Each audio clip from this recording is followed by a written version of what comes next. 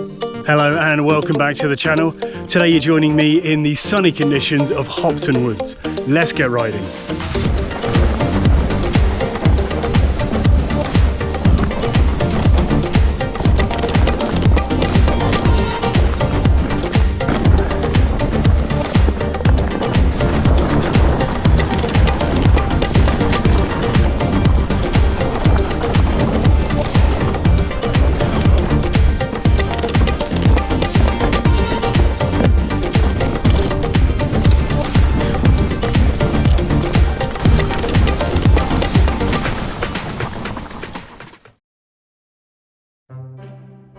Today's video comes from the amazing scenery of Hopton Woods. This is a small collection of trails on the border of Wales. Hopton is a network of short blue, red and black trails, but I'm here to ride the long red one today, which is the PSXC trail. So let's get straight into the ride and I'll tell you all about the trail as I go. From the car park, you can roll straight into the first descent section. This is a good stretch of mixed but mostly descent trail and a baptism of fire. At just over 12.5 kilometers, the PSXC trail is a fairly long and mixed undertaking with some fun sections and great scenery to match. I've ridden here before, but not for a couple of years. Riding my new Santa Cruz High Tower, I'm interested to see if the trail is as good as I remember. Although I've been here before, I certainly don't remember the trails or features or where it goes, so it's almost like I'm riding it once again for the first time. As I'm rediscovering, these trails have a natural feel to them, which means you have all the usual lumps and bumps on them, as well as things like roots and puddles. This should be the perfect trail for riding my Santa Cruz High Tower, as it claims to be a playful and capable trail bike with decent pedaling performance and efficiency. So I guess we'll see exactly how it handles the PSXC trail. So the upper part of this section is a nice introduction to any trail. After a good long descent, the trail does flatten off a bit in the middle, before then heading steeply back downhill all the way to the fire road. This is pretty much par for the course for this trail, and you'll be turning your legs almost constantly the whole way around, with a few points where you can cruise and rest your legs. Despite it only being 12 kilometers, there are some steep long climbs all over this route, so I hope your bike and fitness are up to the task. Or if you're on an e-bike, I hope you charged your battery, because as well as a lot of pedaling, there are places where a motor would definitely come in handy. So coming to the end of this section, watch out for the flat corner at the end. You wouldn't want to go off the side. After the first descent, the trail takes you down this speedy fire road, before you then start climbing.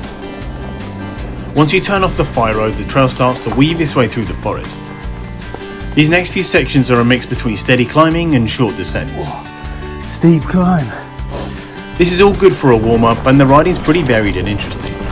Overall, the trail cuts a nice line through the woodland, but don't be fooled into thinking that it's all nice and pleasant, because from here, the trail really starts to climb.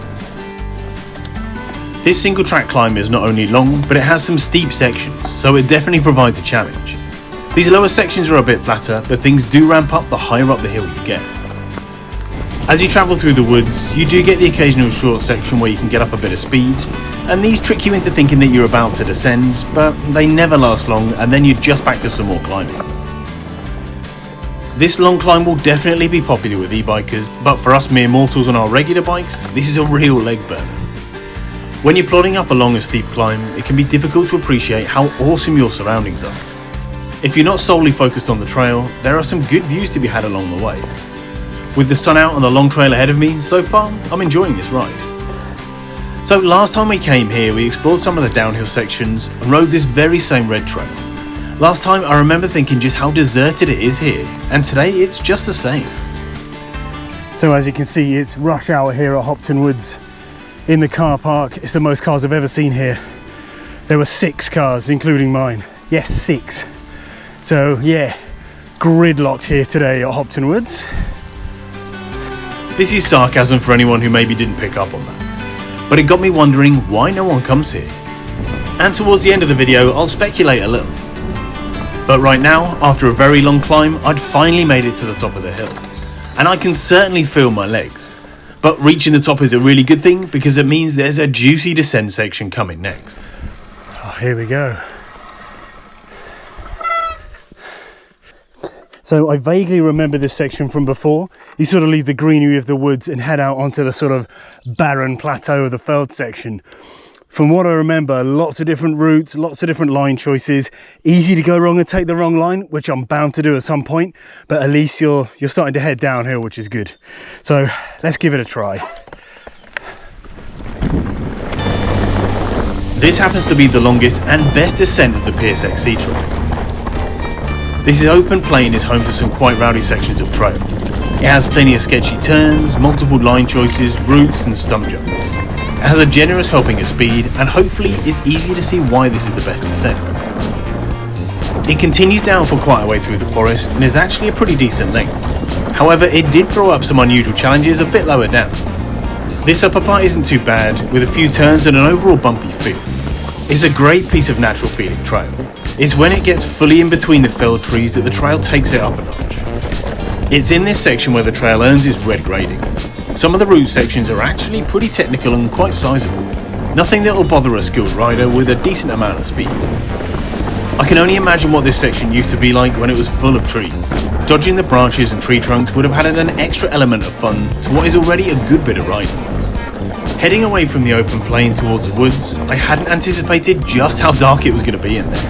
And we all know GoPros are notoriously bad at filming in low light.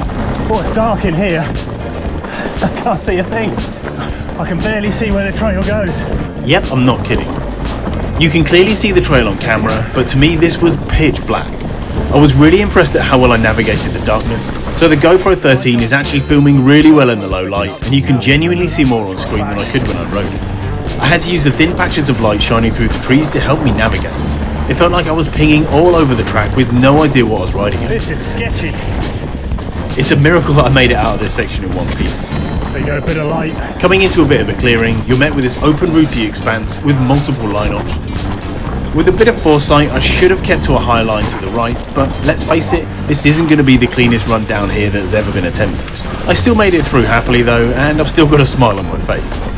Getting down towards the bottom, you come up to a couple of jumps. Nowhere near enough speed for those. I definitely did not have enough speed to hit the first jump properly, and I made a pretty poor effort at the next jump too. Oh, and another one. Still not enough speed. Ah, yeah. At this point, I hadn't realised it yet, but I'd actually made a huge mistake, which will become apparent pretty soon. Oh yeah. Oh, that was awesome. Carrying on straight over the fire road, this next section of trail got straight into it. It's fast, it has some tighter and more technical corners than the trail above, and just the general technical nature of the trail has suddenly increased. Although really enjoyable, the trail didn't seem as well worn as the last few sections, and in the back of my head, something didn't feel right. And at this point, I called it. So, I think I've gone wrong somewhere. So somehow I seem to have inadvertently found myself on some of the black downhill trails.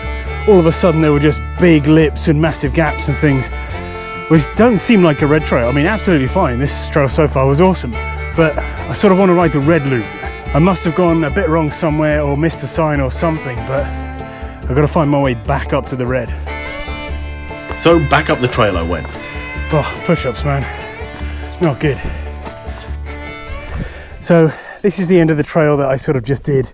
The only trail sign I can see is for this black downhill here. There are no red trail markers. I think there's a little section up here where it may have forked off, but I certainly didn't see it when I went past, but I guess I'll check it out, otherwise I'm on the fire road. Yeah, so there we go. The red trail went up that way, not down that way to the black downhill trails. So remember when I was not jumping those jumps? Well, I should have turned right here. Instead, I carried on down. But look how small that little sign is. Teeny little thing. When you're bombing it over these, you're not really looking at the little sign. So just to justify my stupidity there, of course, you're looking that way. The trail obviously goes that way and there's a sort of fire road that way. But can you see the little sign over there? Tiny little thing. There is another one over there, but you're looking that way and you're going at quite a speed after those little jumps. So yeah, maybe a better sign. Well, who am I to judge? Let's go. Back on track, the next section starts with a single track ramp into this thin flowing single track across the hill. This bit here gives me real Pen Macno vibes for some reason. If you've ever ridden along the side of the hills at Pen Macno, you probably know what I mean. If you do, please write it in the comments so you know I'm not going crazy.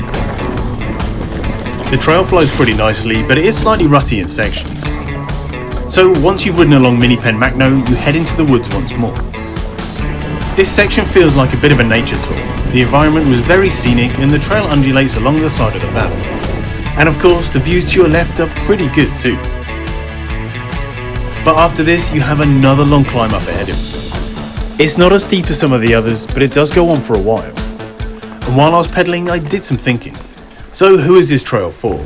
Well, if you're looking for an action-packed, downhill-oriented mega trail, then you should probably go somewhere else.